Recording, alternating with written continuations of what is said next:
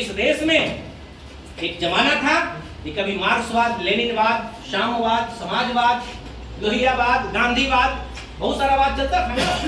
आज सारा वाद धीरे धीरे कुछ कांग्रेस में चला गया, कुछ बीजेपी में विलीन हो गया। दो बात बच गया है। एक बात बच गया है ब्राह्मणवाद, जिसको मनुवाद कहते हैं, और दूसरा बच गया अम्बेडकरवाद। आप स्वयं से सवाल पूछिए, स्वयं से सवाल पूछिए कि क्या ये 38 दलों का गठबंधन और ये 26 दलों का गठबंधन दोनों क्या अम्बेडकरवाद का है गठबंधन? क्या ये दो धारा बनी है ना? ये दो धारा जो बनी है, ये दोनों को दोनों ब्राह्मणवाद है, ये दोनों का दोनों जो है ये मनुवाद का शीर्ष नेतृत्व मनुवाद का है। मात्र एक ही दल है, मात्र एक ही दल इस देश में जो अम्बेडकरवाद की बात करती है, अम्बेडकरवाद पर काम करती है। इस देश में संत गुरु महापुरुषों के विचारों को देश में स्थापित करना चाहती है। फैसला आपको लेना है कि अम्बेडकरवाद को मजबूत करना है कि ब्राह्मणवाद को मजबूत करना है ना?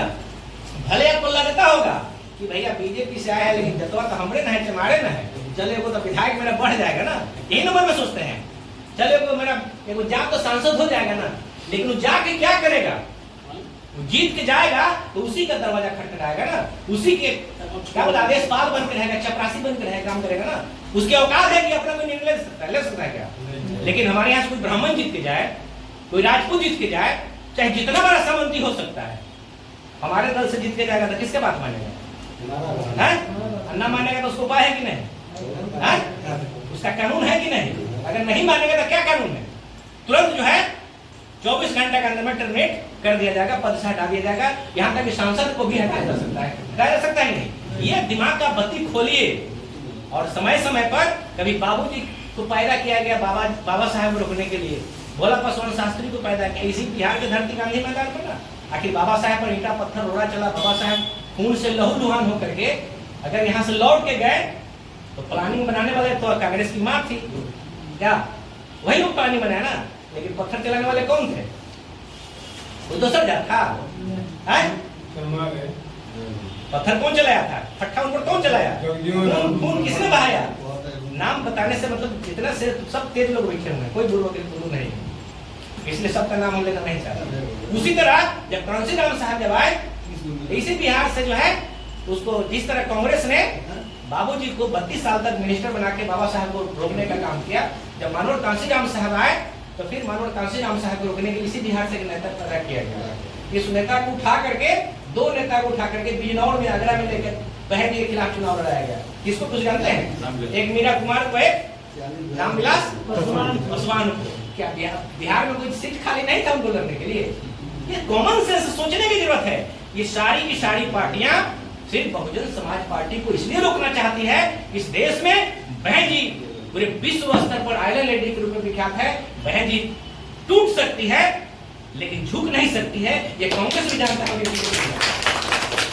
ये कांग्रेस और बीजेपी दोनों जानता है। इसलिए कांग्रेस और बीजेपी कुछ छोटे भाई नेता का इस्तेमाल करके और बहन जी को रोकना चाहता है, बहुजन मूवमेंट को रोकना चाहता है, छोटे भाई नेता को फायदा कर, लेकिन नहीं। इसलिए आप लोग पूरा आश्वस्त हो जाइए, ये बुनियाद अभी आपका वाद है और किसी के औकात नहीं है इस देश में, चाहे जितनी पार्टियां बड़ी बड़ी पार्टियां बना दे, ये औकात नहीं कि पूरे देश में अकेले चुनाव लड़े।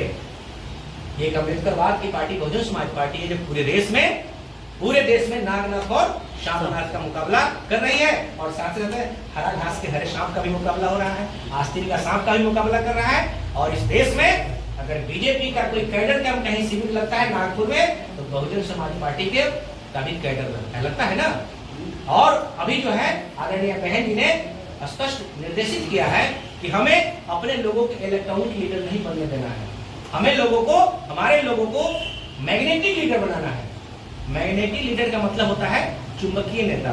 वह क्या होता है भाई? इलेक्ट्रॉनिक लीडर और मैग्नेटिक लीडर में डिफरेंस ये होता है कि जैसे पंखा चल रहा है, मेहरबानी है मकान वाले का, मेहरबानी है स्विच को नहीं दबा रहा, उसकी अगर मर्जी हो धीरे से दबा देगा तो पंखा बंद हो जाएगा। क्या बंद हो जाएगा ना?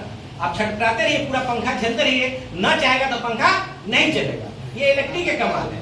और मैग्नेटिक का मतलब ये है एक बड़ा चुंबक को लाइए, एक चुंबक लाए और उसके अगल बगल में छोटे छोटे लोहे के टुकड़े को आप घिसिए, नचाइए, और नचाइएगा तो जो चुंबक में ताकत यहाँ थी इस बड़े चुंबक में, वही ताकत छोटे चुंबक में आ जाएगा। उसको यहाँ से उठा कर रोड पर रख दीजिए, उसको उठा करके आसाम में भेज दीजिए, कलकत्ता भेज दीजिए, उसको कहीं से करंट की जरूरत नहीं पड़ेगी, जहां रहेगा वैसे शंकर मोहन लेखा चिराता रहेगा, है ना। ये मैग्नेटिक लीडर बनाया जाता है, ये इस पर किसी का जादू चलने वाला नहीं है। लेकिन जो इलेक्ट्रॉनिक लीडर बनाते हैं, उनका स्विच रिमोट किसी दूसरे के हाथ में होता है। उतने बात करेंगे जितना उसको जरूरत पड़ेगा, उससे ज्यादा नहीं करेंगे।